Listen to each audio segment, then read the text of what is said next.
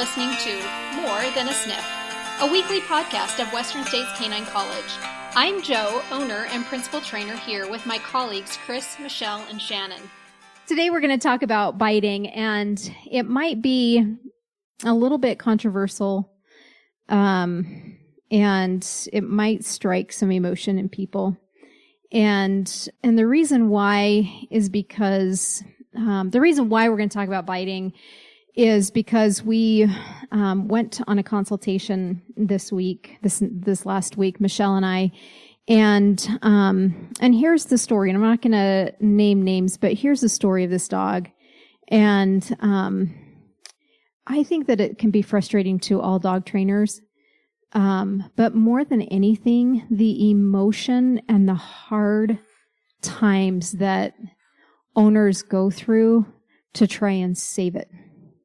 And how draining it is on them and how unfair it is on them. So it's one thing if we purchase a puppy and we don't really know what to do. Say we get, a herding dog and we don't really know how to correct this natural thing that happens with nipping. And then all of a sudden it escalates, and at 10 months we have what would be defined as a biting dog. That's one scenario that is like, okay, I get it. And, you should have called sooner, but now the dog hasn't changed homes. It's been right where it is, and let's move forward to this story that Michelle and I went to. And then I'll let Michelle kind of share, a little bit on how emotional things were in this consultation.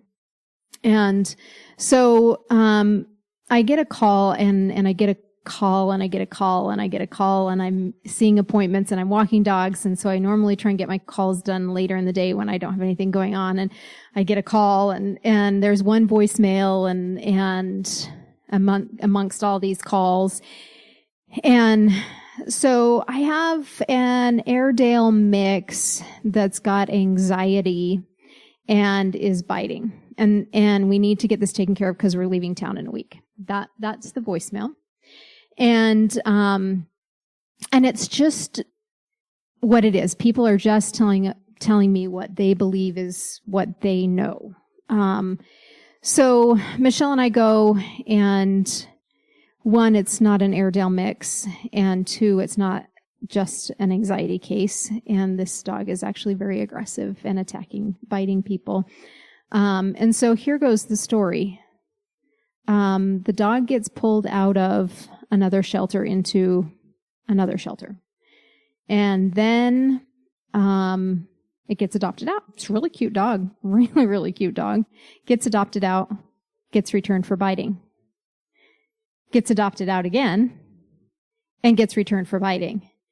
But the dog's biting because it's being abused. That's what they were told.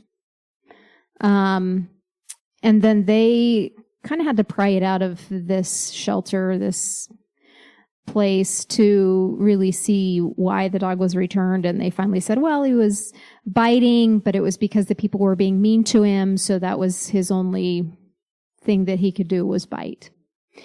So now they have him, and Michelle, I think 3 different people, has bitten, drew blood.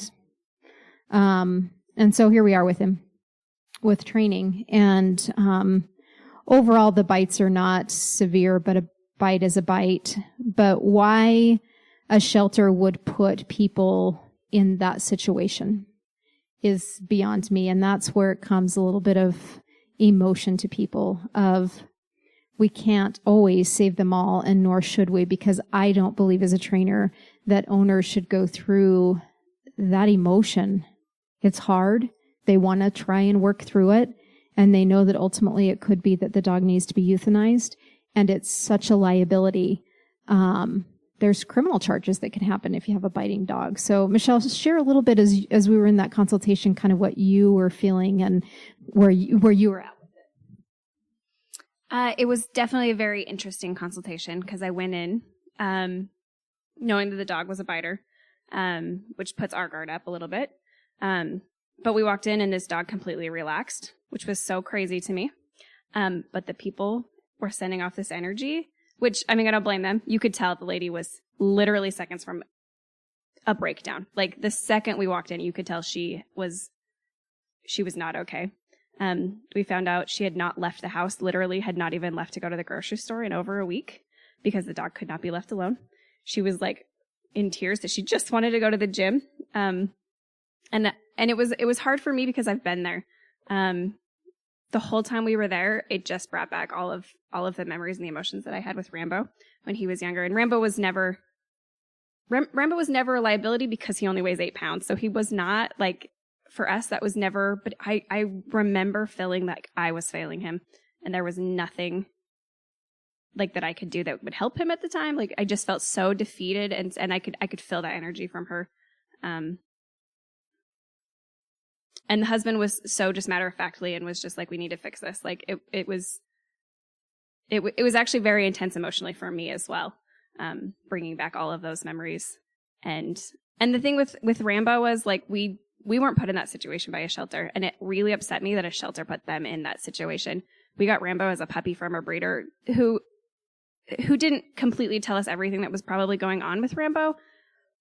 But he was 8 weeks, so it was not as, and his stuff didn't show up till a few weeks after we'd got him and stuff like that. So his, I'm sure, was like an age thing and coming into sexual maturity and blah, blah, blah, and everything else where this dog they'd gotten a week ago and were not necessarily lied to, but not completely told the truth to. And it was so unfair to them. And so, yeah. So, Shannon, this referral came from a vet clinic. And I really actually appreciate the vet clinic because, you know, after the many phone calls that they called me and I had every intention of calling them back that day, but when you're in that state of mind, so they called, the vet clinic and said, she's not calling us back and we know she's the best. And so the vet clinic actually called me and said, you really need to call this lady because she's really a mess. So from a veterinary, clinic side of things, and you have that situation, that case, how do you see, the emotional side of people in that scenario when they know that they have a biting dog and they're kind of actually scared of the dog? And how, just kind of share a little bit about what you see in the emotions of that. I think people go through stages of emotions before they get to that point. Mm-hmm. So their first stage of emotion is like a denial. They make an excuse for why the dog bit somebody. Yep. Like that's not the dog's fault. This circumstance happened. And that's why the dog bites you. And biting is never appropriate, but we do see a lot higher volume of bites at the vet, I think, because dogs don't like us. They don't like what we're doing to them. Right. And so, like, for me, dealing with biting is I have a much higher, like, level of awareness of it than I would if I was just a normal person. Because if you just see normal dogs and go to people's houses, like, you might not ever know anyone that's been bit by a dog. Right. And go every day to work, that's something that you deal with every day. And so it's like just a higher volume for me. But so that's the first step is I'm going to make an excuse for my dog because like that's just not how he is. And something was abnormal that made him behave that way. Right. Then the next stage is like embarrassment. Uh-huh. Then they just won't talk to you about it or bring it up. So they might bring their dog in and they know it's been biting people, but they won't warn you because they're embarrassed that it's happened. And that at that point, somehow it's their fault that they made excuses before for the dog. And now it's a problem and now they're embarrassed by it. Yep. And then after embarrassment, like if you would try and handle dog bites in those first 2 stages, it would be a lot easier. But then once the dog becomes successful at biting and getting what its goal was in having the action of biting, then it's much harder to deal with it when it gets to the point that it's totally out of control. Yeah. And that's when you have people that are panicked, they're extremely upset, emotional, crying, you know, they have no idea what to do because it's so out of control. Like, Yeah. They don't know how to deal with it. Yeah. And that's a lot of the times when the vet will call you. Right. This person is at this out of control point. Yeah. You know, if it's in one of the lower stages, then we're just like, you know, you should probably get help. Right. You should probably get help, you know, and they'll call and they're not at that escalated state of emotion yet. So they won't call 20 times in one day. Right. But once they're in the out of control phase, then it's like we feel a responsibility also to tell you because it's at such a dangerous level that there is no doubt in our mind that something bad is going to happen. Right. And it is going to be soon. Yep. Yeah. So, you know, it's understandable where we get dog bites in the vet clinics and even groomeries and even boarding doggy daycare scenarios. It's not necessarily the dog, and there is some environmental things that create it for sure, but it still is never okay. It still is never okay. And then saying that, Michelle, can you think of a time that it is okay? Yeah. I'm trying to think if there's, I mean, I guess if they're hurting sheep, it's okay to bite. Like if you've taught them to bite the sheep, but to bite a human, absolutely not. I think with hurting dogs, it's hard too, because I think a lot of people think it's cute when they nip their ankles and stuff like that when they're puppies, but it's not cute. It's not okay. I guess if you define bite, I think there's different things, because I would say Murphy, being a herding dog, he's a very mouthy dog and he likes just to put your hands in his mouth, but it's not really biting. We don't really correct that but we definitely correct if he ever puts his teeth anywhere else except for and even if he does it to other people, we don't allow it. Is there any, is there a good excuse that a person gets bit?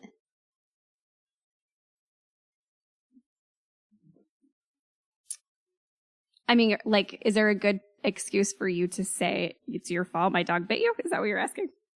Maybe. I mean, I think there is really dumb dog people out there, but as an owner, it's our responsibility to make sure our dogs are never put in that situation. And I say that because I do have 2 dogs that are potential biters. And that I maintain them all the time. And Murphy, we take everywhere with us. But if he's ever in a situation that I think that that's a possibility, we leave, or we tell people, hey, you're being weird. Could you back off? And I think that's my responsibility, not Murphy's responsibility, to make them back off. Shannon, any thoughts on that? Oh, I definitely have a dog that's a biting dog. Uh-huh. And I don't think it's appropriate for him to bite people. Yep. And I think when you have a dog that bites people, you have to be aware of the situation all of the time, because once it happens one time, once they bite someone one time, you can never 100% guarantee that they will not bite someone again. Yep. And so you have to be aware of everything that's going on in your whole house all of the time to help your dog not bite people. Right. And so I'm going to say that I have been bitten twice really bad. And both of those bites were my fault. And that I would say pretty natural, pretty normal, pretty okay. Those 2 situations, one is I had, this was a long time ago when I was rescuing, and I rescued a shepherd, and he came charging in the yard at my Rottweiler that I had, and I bent down to pick up the Rottweiler to swing it, to push it out of the way so that I could stop the shepherd, and I got bit in the hip in the swing of the dog coming. The second time was in a leash reactive class, and some random woman came walking up into class and approached this lab that is incredibly intense, and latched on to the back of this lab. It was just so random, weird. And And the lab actually wasn't doing anything, and the owners were doing a great job at kind of controlling so we didn't turn into this chaotic dog fight. And this lady was just yanking on her boxer, trying to get her boxer off. And I kind of reached through right at the perfect angle as the lab turned to try and bite the boxer and got my hand. And nobody even knew what was going on. And I just saw everything sinking into my hand. And so I reached in to release his mouth to unhook my hand from his teeth, and then got the Doberman off the lab and helped get this lady's dog to the car, and off she went. I mean, really, I have no idea who she was. And then everybody was looking for the bloods on this lab who had puncture wounds and it wasn't really bloody, and it was actually me all over the place bleeding. But, so I don't know that I would like justify or put this dog into a bite. Like, it was pretty much it was my fault. So was it okay? No. But can we as human beings put ourselves in really stupid situations to make it happen? Yeah, you do. And so you have to start looking at the level of bites and how things are happening as to it. Do we have an aggressive dog, or do we have a one-off situation, or is it turning into something more? With Shannon, when Louis stayed with us, once all of a sudden we realized that this crate and this food is a really big trigger for him. And he never attacked, but you had to manage it so that he could be successful, so we weren't setting him up to fail. And I feel like in that scenario, if I would have gotten bit, you kind of go, well, it was kind of my fault. And that's where I can see where people are saying it's my fault that things happen. Because there's a lot of ignorance out there of not knowing how to be successful with a biting dog. And so Sunday I went to another consultation, longtime clients, Pyrenees, big dog, powerful dog. And he is a biter in weird scenarios, and he's never really drawn blood. And the bite, if you put the bites on a scale of 1 to 5, and 5 being the dog needs to be put to sleep, we're hanging in a 1 and 2, but he's got several of them. So it's really hard balance. They have a bed and breakfast. There's people coming in and out of the house. He became reactive again, out walking. And then he always was fine off leash when they went hiking. And then all of a sudden he charged 2 different people, but didn't bite, didn't make contact with them. And so the owners were kind of in a panic a little bit about, oh my gosh, we've got this biting dog again. And what it came down to is them not being consistent, because it was them failing him. They know that he has the potential to do that, and they pretty much started slacking off, and no, we weren't using our tools correctly and staying consistent, and we were just kind of watching, and things were happening, and it was really frustrating from a dog training standpoint that in a year, all of a sudden we've backslid to this. Like, what you have, so maintain it. And Michelle, and that's why, and Shannon, both of you guys, Chris and I have had our share of biters. People shouldn't own biters. It's that, man, you have to maintain it all the time. Michelle, what are some things that, some advice that you can give people of what does it look like to maintain or manage, a dog that's potentially, could bite? I think the biggest thing is your dog does not have to be involved in everything. So Rambo is really probably the dog that sets everything off in our house. Like, I really feel like if we didn't have him or Prudence, Murphy probably would be a much better dog. But that being said, Rambo gets really, really anxious when somebody comes through the door and stuff. So Murphy does. And Murphy has nipped people before, so he just doesn't get to do that anymore. He doesn't get to be involved in the door. He doesn't get to be involved if we have people over. He does not, especially if people are drinking because they get weird. He's not allowed to be in the, he has to be upstairs either in a crate or in our bedroom, with a bark collar on it. And it's something I had to accept that he just is not. It's just not, he just can't be a part of it. Same thing with going out and about. Like I said earlier, it is my responsibility to make sure he doesn't get put in a situation that he feels like he has to defend himself like that. Cause it's a thing. It's a natural reaction for dogs. It's just their way of communicating at a certain point. And we have to understand that. So I just don't let him get put in those situations. So I have to be honest with myself and with him and his limitations and with other people. Like you were saying, people don't tell the vet. I literally, if Murphy gets dropped off anywhere, they get told. I guarantee even every time I drop him off here, I say, Joe, don't let him go to the door with you if somebody comes to the door. Like, and obviously you know that, but every single time he goes to one of my best friend's houses, if we ever go to town, every time I drop him off, I say, if you have kids over with your kids, make sure Murphy is put in a kennel, because he just shouldn't be put in those situations that he feels like he has to defend himself. Shannon, what's some advice that you have to share with people? I think that you have to get over being embarrassed about it if your dog has that potential. Because anyone that comes over to your house, if they're going to interact with your dog, you have to tell them, because they have to know what kind of situation they're in. Right. And I do that at my house. Everybody that comes in my house knows. And if I'm not going to tell him, then Louis in a crate with a blanket on it in a totally different thing. And then someone will be at my house for hours. And then when they leave, they're like, do you have a dog? Right. Yep. Yes, I do. Yep. Yeah. Have a nice day. You know what I mean?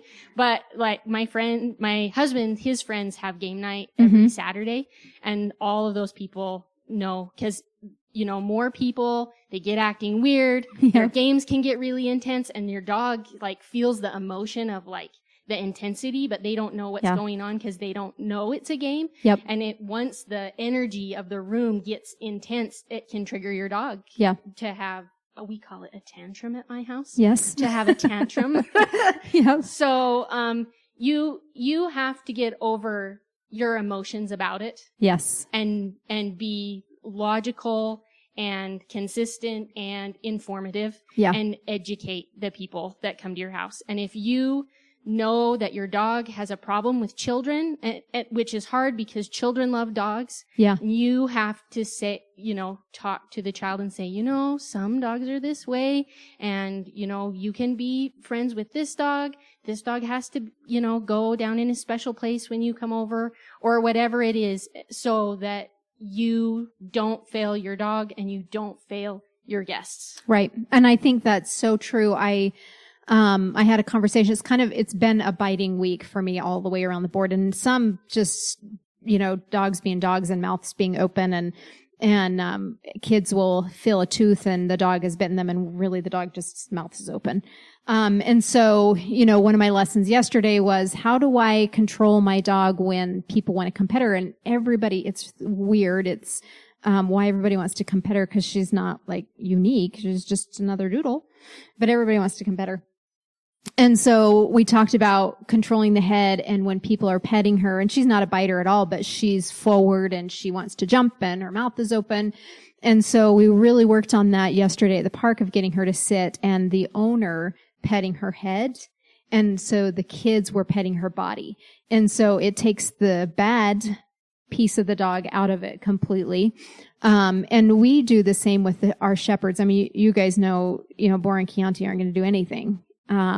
But when we're out of the house and they're with us and people want to pet, we actually, because we have taught a restraint down and that it's a safe and a good place, we put the dogs into a restraint down position onto their side and let the kids pet from behind in the position that we're in. And that way we are not setting our dogs up to fail, or somebody saying, that German Shepherd bit me.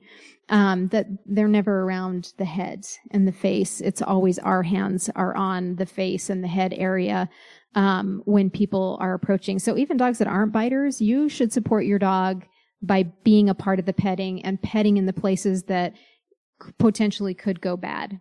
Again, I heard on the news, I guess it was last night in the news, that a boy had gone into the neighbor's yard and was bitten and attack. Attack is a pretty harsh word. I don't know the whole story. But I just thought to myself, wow, it's just kind of been one of those weeks of a lot of biting happening. And, they said on the news, the boy didn't have the right to go into the backyard.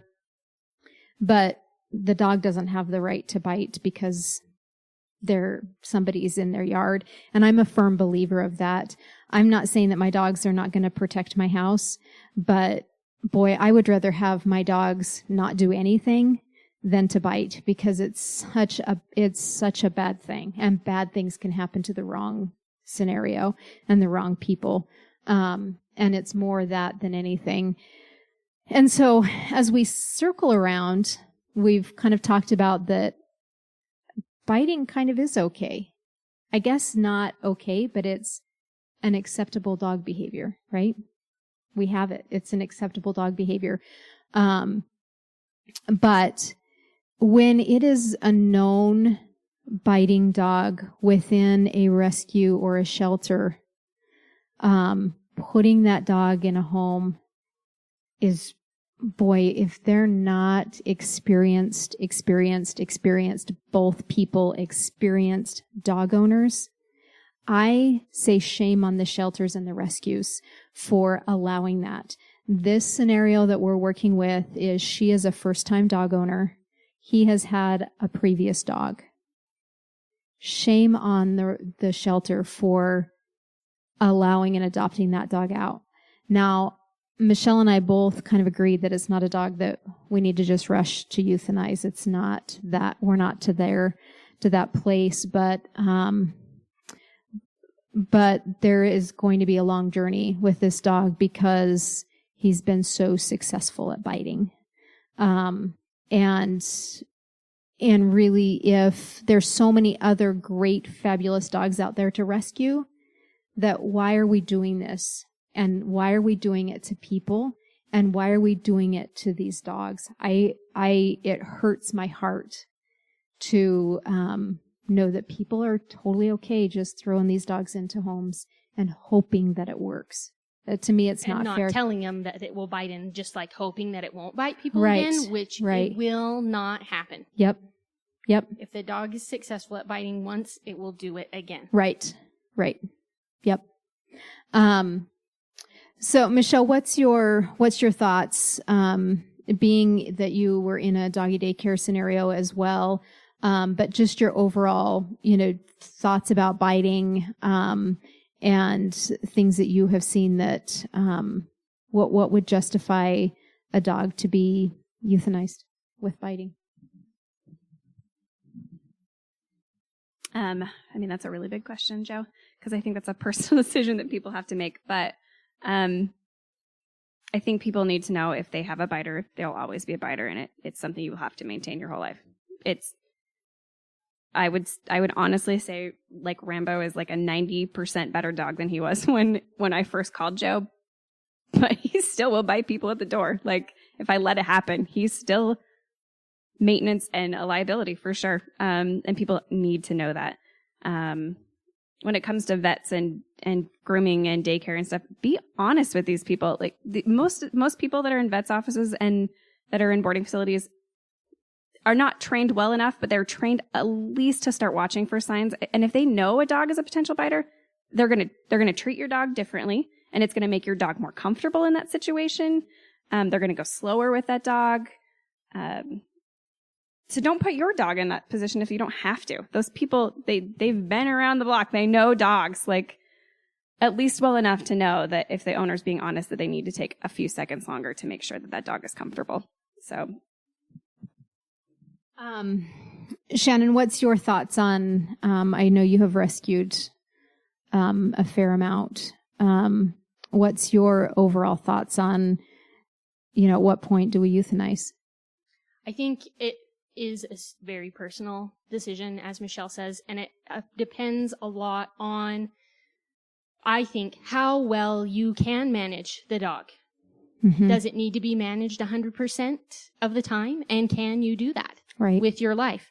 Do you live by yourself and you're just with your dog, and your dog is never going to go outside except to go to the bathroom in your yard, and you have a fence like Fort Knox that the dog can't get out of, Right. Do you have a family that has small children or babies, or do you have brothers and sisters that have small children that are going to come and visit your house? Elderly members of your family? you have to look at, like, I am not a very extremely large person, but my dog is small, so I can manage him. If I had a giant 200-pound dog that was a biter that I couldn't manage, then that would be a different decision for me. Everyone that's in my household or that comes to my house is an adult that is bigger than that dog, you know?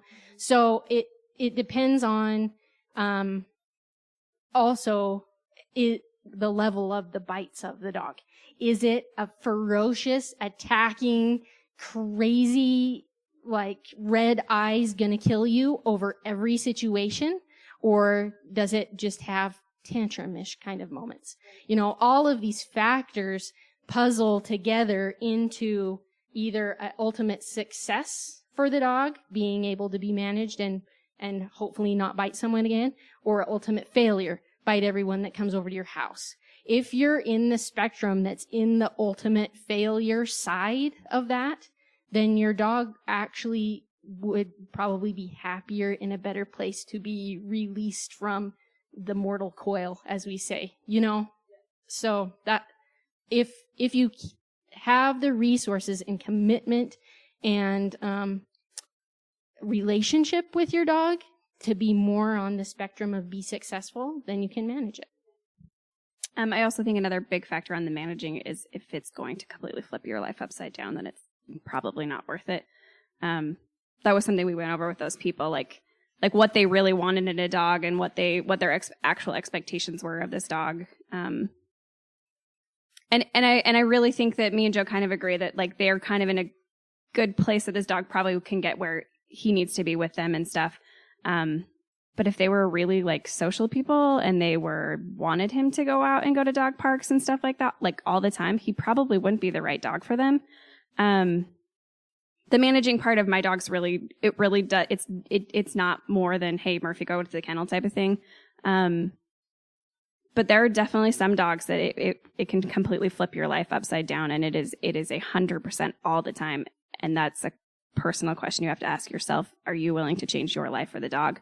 Or my personal opinion is your dog should change its life for you. So 2 more questions.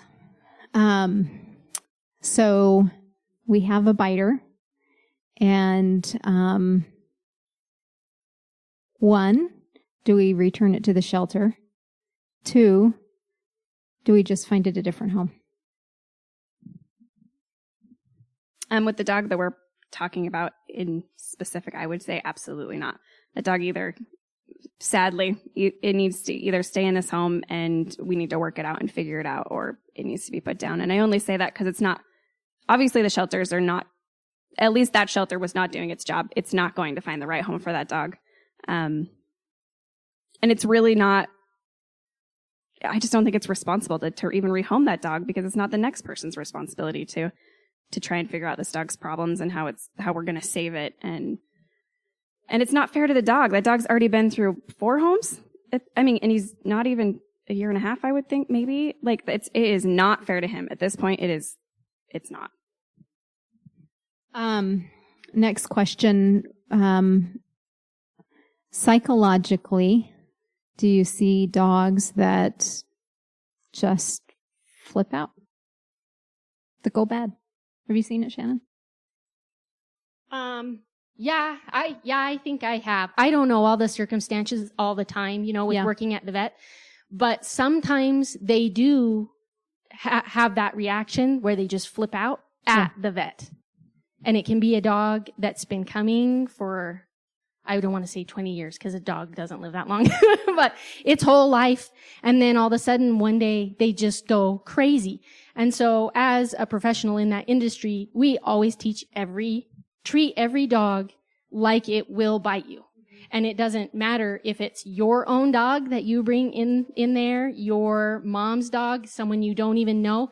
Every dog has the potential to bite you because of the circumstances at being at the vet. So something triggered the dog. What it is, you don't know. Why? Because you don't live with that person. And that can happen with a shelter dog too. You get this dog from the shelter and you don't know anything about it. You don't know anything about it. And even if it lives with you for 5 years and something triggers it that is something from before you got it, it can seem like it came out of nowhere. And so from the perspective of just a person, yes, that the perception is that can happen with a dog. I actually have 2 specific cases that I'm actually thinking of. Both of them come from when I was in the boarding facility. There was one that we had that was an older Cocker Spaniel, probably like 8, loved half the staff, literally wanted to rip the head off of the other half. And I didn't really think that was, I thought it was weird, but at the time I was like, there's just something about this part of the staff that there's just something. And we couldn't figure it out because it wasn't men, it wasn't girls, it wasn't long hair, it wasn't glasses. We could not figure it out. But then his mom came and picked him up and she was like, oh yeah, there's just sometimes he'll go off on me and other times he absolutely loves me. And they ended up putting him down because it got to the point that he was like full on attacking his mom, who he adored. So there was that case. And then there was, an Old English sheepdog that it was about 8 months of age. He came and stayed with us. And supposedly this dog was the nicest dog in the world up to this point. And an older gentleman that worked there pushed him, just to get him out of the way, just pushed him with his knee, and he turned around and bit him. And we were all, oh, that was really weird. Because the whole time he'd been there for 4 or 5 days, and he was so nice. And he had a grooming appointment that day, and his groomer, who had been grooming him since he was a baby, was like, what are you guys talking about? He's the nicest dog ever, because we were just warning her about it and stuff. And he attacked, full on attacked her. And she wasn't expecting it because he was so nice. 2 weeks later, they put that dog down because he, once he got home, he was full on, attacking them as well. So, yes, I definitely think there are circumstances that can happen. Yeah, so we had, Chris and I, we rescued a mini Aussie, and we knew where his life started and where it ultimately went. And you'll occasionally see him pop up through some of our pictures, but that's how he was. At first it was other people, and you can manage it and you can work through it.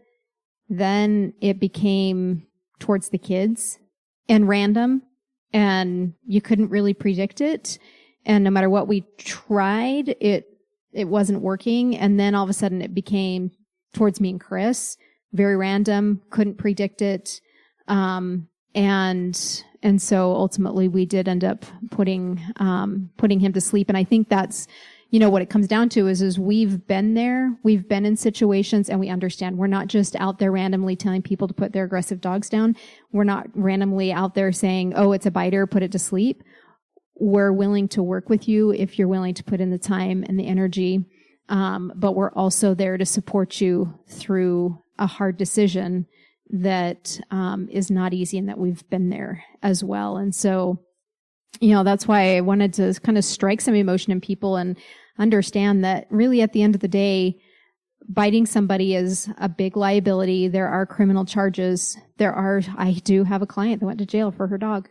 And her dog is still alive, actually, after, 12 bites to the mailman.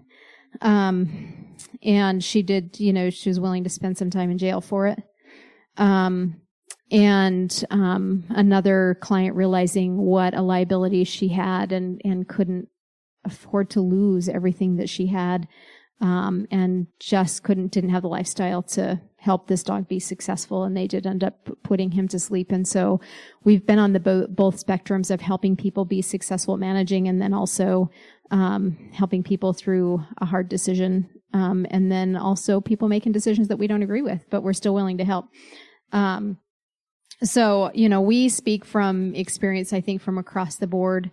And if anybody wants to follow this dog's journey with us, his training will actually be on our online dog training platform. So if you have an aggressive dog, or you have some concerns about biting, or the steps that you need to take to help that, we're going to kind of take you through our training journey with him and what we're doing, and also in the home of this dog, so that you can learn and go online and watch this journey with this dog. So we don't know what the outcome's going to be, but we do know that we're going to give it our all, and that we really don't. Our gut says that this is not the dog just to go and euthanize right now. So, and the owners are took them a week to make a decision on what they were going to do, but they've jumped in with both feet. So, when I picked him up this morning, he came at me with his muzzle on like he was going to kill me, and away we go. And he's here and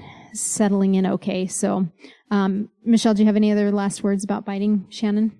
Just if you have a dog that has bitten someone, please find help from somewhere. Yeah. Because the reason that you think that it bit might not be why. And if it bites successfully once, it will do it again and escalate until it gets to an out of control place.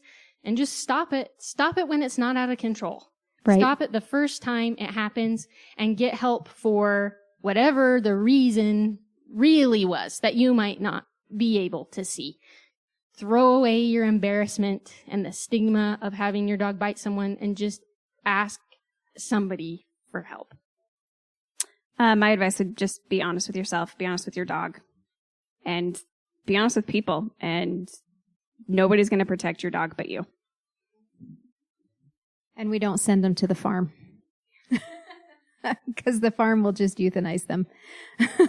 So keep on training. And we really encourage, if you have questions, you can email us. You can get on our website, and we're here to help. So don't feel embarrassed. And the majority of dog trainers out there are really just here to help. So keep on training. Thank you for listening. If you want to know more about us and our services, please visit our website at www.wsk9co.com. And as always, we urge you to get out and train.